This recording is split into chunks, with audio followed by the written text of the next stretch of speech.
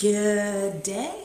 Here is another installment of Pastors Unplugged, or I guess I'm a little unleashed these days. But anyway, let me tell you, I know many of you saw my Unplugged, Unleashed segment last week, and let me just drop back a little bit and give you some history.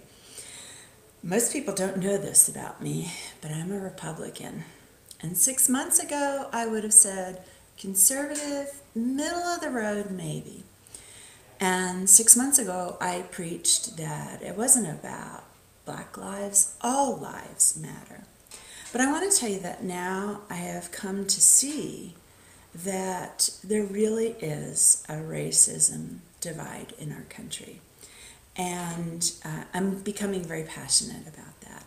I'm open to dialogue. I'm open to people who have different opinions than I do, because 6 months ago I would have had a totally different opinion.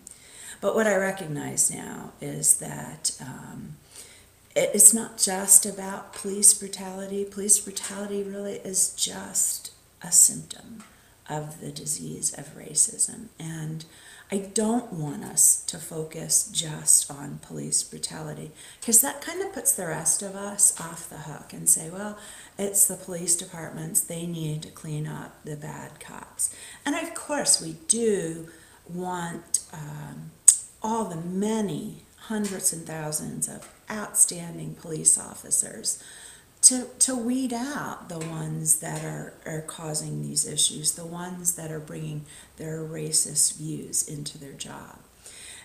But I also think we need to start and sit down and talk about this. We need to be in dialogue. I realize that sometimes we're going to agree to disagree, and that's fine with me. And I welcome the opinions and voices that are different than me, just as I welcome people whose skin color is different than mine. And I just think that if we stay quiet, if we are complacent, then we are basically saying it's okay.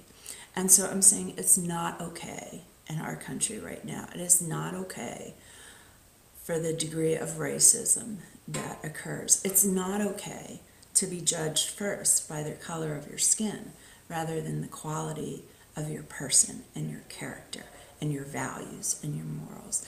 And I appreciate all the wonderful, peaceful protests that have been going on. I understand the angry protests. I think when you've been discriminated against for a long time, anger is an appropriate response. I don't like the violence, of course. I'm never going to say that violence is a good thing. I just say that I can understand those passion, those feelings of anger that have just brewed for literally hundreds of years.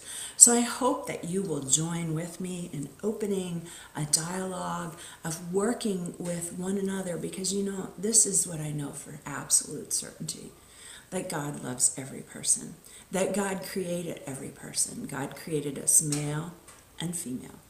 God created us with a whole range of different skin tones and colors and pigments.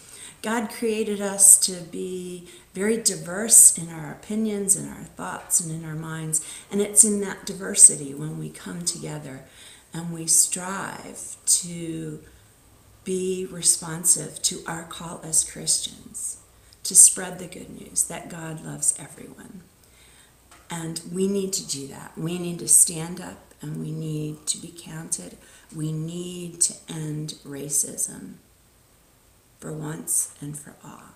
And I hope you'll join me in that conversation. Have a wonderful day. God bless you.